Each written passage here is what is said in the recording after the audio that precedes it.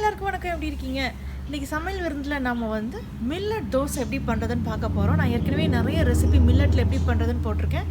வாங்க வீடியோக்குள்ளே போகலாம். மில்லட் தோசை எப்படி பண்ணுறதுன்னு பார்க்கலாம். நம்ம ஏற்கனவே மில்லட்டை வச்சு நிறைய ரெசிபிஸ் பண்ணியிருக்கோம். நான் லிங்க் டிஸ்கிரிப்ஷன் பாக்ஸில் கொடுத்துருக்குறேன், பார்த்துக்குறேங்க. நாம் இன்றைக்கி வந்து பனி விறகும் குதிரைவாளி ரெண்டு மில்லட்டை வச்சு தான் நம்ம வந்து இன்றைக்கி தோசை நமக்கு பேட்டர் ரெடி பண்ண போகிறோம். இங்கே நான் பனி விறகு 2 கப்புக்கும் குதிரைவாளி 1 கப்புக்கும் எடுத்திருக்கேன். வெள்ளை உளுந்து வந்து 1 கப்புக்கு எடுத்திருக்கேன்.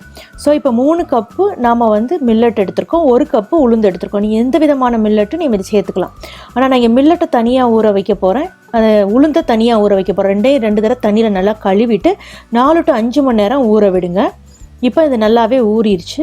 எப்போவுமே நம்ம அரிசியை வச்சு அரைக்கும் போதும் சரி, மில்லட்டை வச்சு அரைக்கும் போதும் சரி, முதல்ல உளுந்தை போட்டு அரைச்சிக்கணுங்க. முதல்ல ஏன்னா உளுந்தில் அந்த வளவளப்பு தன்மை இருக்கும். ஸோ அதுக்கப்புறம் நம்ம மில்லட்டையோ இல்லை அரிசியோ போடும்போது வளவளப்பு தன்மை ஜார்லேருந்து எடுத்துரும். ஸோ உளுந்தை இந்த மாதிரி திக்காக தண்ணி சேர்த்து அரைச்சி எடுத்துக்கோங்க. இது நல்லா பட்டு போல் அரைப்படணும், குறைன்னு இருக்கக்கூடாது. ஸோ இந்த மாதிரி நல்லா திக்காக உளுந்து அரைச்சதுக்கப்புறம் இதை ஒரு பாத்திரத்துக்கு மாற்றிக்கிடுங்க. மாற்றினதுக்கப்புறம் அதே ஜார்லேயே நம்ம ஊற வச்சுருந்த அந்த பனி வரகு குதிரைவாளி ரெண்டையுமே நான் போட்டு கொஞ்சம் தண்ணி சேர்த்து அரைக்க போகிறேன். அதுக்கு முன்னாடி இதில் நம்ம எடுத்து வச்சுருக்க சோறு வந்து 3 டேபிள் ஸ்பூன் சேர்த்துக்கிறோங்க, அவலும் 3 டேபிள் ஸ்பூன் சேர்த்துக்குங்க. சேர்த்ததுக்கப்புறம் இதில் கொஞ்சம் தண்ணி சேர்த்துட்டு நம்ம இதையும் நல்லா அரைச்சி எடுத்துக்க போகிறோம். இது வந்து குறைன்னு இருந்தால் அதாவது ரவை பதத்துக்கு குறைன்னு இருந்தால் கூட ஓகே தான். ரொம்ப பட்டு போல் அரைக்க வேண்டாம், இந்த அளவுக்கு திக்காக அரைச்சிருங்க, ரொம்ப தண்ணியை அரைச்சிட வேண்டாம். இப்போ இதையும் நான் உளுந்து மிக்ஸோடு சேர்த்துட்டேன். சேர்த்ததுக்கப்புறம் இதில் நம்ம வந்து கொஞ்சம் உப்பு சேர்த்துக்கலாம். அதாவது 1 டீஸ்பூன் அளவுக்கு உப்பு சேர்த்துக்குங்க.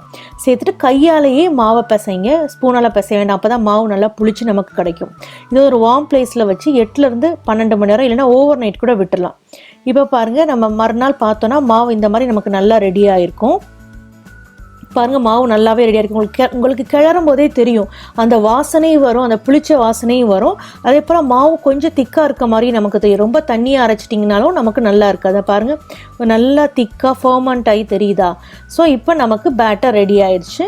இதை நீங்கள் இட்லி ஊற்றுறதா இருந்தாலும் இதே தான். ஆனால் இட்லி ஊற்றும் போது நம்ம மாவை வந்து கலக்கக்கூடாது, கலக்காமல் மேலாப்பிலே எடுத்து ஊற்றணும். இங்கே நான் தோசை ஊற்றுறதுனால கலக்கிட்டு ஊற்றுறேன்.